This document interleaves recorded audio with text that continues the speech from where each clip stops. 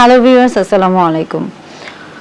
Masturbation নিয়ে এর আগেও কথা বলেছি এবং বিশেষ করে পুরুষ মাস্টারবেশন নিয়ে কথা বলা হয়েছে বা পুরুষদের মাস্টারবেশন নিয়ে কথা বলা হয়েছে, কিন্তু ফিমেল মাস্টারবেশন বা মহিলারাও কি আসলে মাস্টারবেশন করে বা মহিলাদেরও কি মাস্টারবেশন হয়ে থাকে বা আসলে এটা কিভাবে হয়ে থাকে বা এটা গুরুত্বপূর্ণ কিনা এই বিষয় নিয়ে আজকে কথা বলবো। ফিমেল মাস্টারবেশন বা মহিলাদের মাস্টারবেশন কেন গুরুত্বপূর্ণ বা কি কারণে হয়ে থাকে। মাস্টারবেশন বলতে আসলে কি বুঝছি? মাস্টারবেশন বলতে আমরা মূলত বুঝছি যে যখন কোনো সঙ্গী বা সাথী ছাড়াই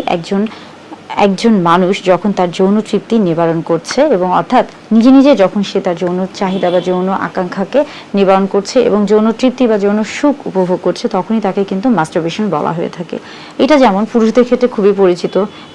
অনেক পুরুষই বলে থাকেন যে তিনি মাস্টারবেট করে থাকেন, তার মাস্টারবেশনের অভ্যাস রয়েছে। তেমনি আবার মহিলাদের ক্ষেত্রেও দেখা যায় যে মহিলারাও কিন্তু মাস্টারবেশনের সাথে পরিচিত, কিন্তু মহিলাদের ক্ষেত্রে জিনিসটা অন্যভাবে কাজ করছে। যেহেতু পুরুষদের ক্ষেত্রে পুরুষাঙ্গটা শরীরের বাহিরের দিকে অবস্থান করছে, এই জন্য তাদের ক্ষেত্রে কিছুটা সহজ হয়ে থাকে বা কিছুটা তাড়াতাড়ি হয়ে থাকে, কিন্তু মহিলাদের ক্ষেত্রে মহিলাদের জননাঙ্গ বা মহিলাদের প্রজননতন্ত্রের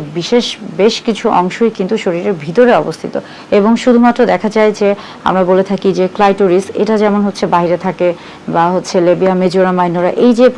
যে অংশগুলো, এগুলো যেহেতু বাহিরে থাকছে, এই অংশগুলোর সাহায্য নিয়েই কিন্তু মহিলারা তাদের মাস্টারবেশন করে থাকে বা তাদের যৌন তৃপ্তি বা যৌন সুখ এটা একাই তারা লাভ করতে পারে। এই ক্ষেত্রে তারা মূলত দেখা যায় যে ক্লাইটোরিসের এই ক্ষেত্রে একটা বিশেষ অবদান রয়েছে এবং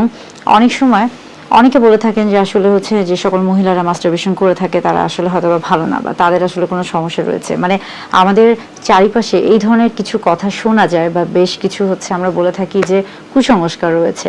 আসলে পুরুষদের ক্ষেত্রে মাস্টারবেশন যেমন স্বাভাবিক এবং এটা কি স্বাভাবিক একটি প্রক্রিয়া। একটা সময় এটাকে খুবই অস্বাভাবিক বা খারাপ হিসেবে ধারণা করা হতো, কিন্তু আস্তে আস্তে এটাকে কিন্তু বর্তমানে বিজ্ঞানে এটাকে কিন্তু খুবই স্বাভাবিক একটি প্রক্রিয়া বা স্বাভাবিক একটি বিষয় হিসেবে ধরে নেওয়া হচ্ছে। তেমনি মহিলাদের ক্ষেত্রেও কিন্তু পুরুষদের পাশাপাশি মাস্টারবেশনের যে অভ্যাসটি রয়েছে এটা একটি স্বাভাবিক প্রক্রিয়া এবং মাস্টারবেশনের ফলে আসলে বেশ কিছু আমরা বলে থাকি যে যখন এটা অতিরিক্ত আকারে না হয়ে থাকে, অর্থাৎ যখন এটা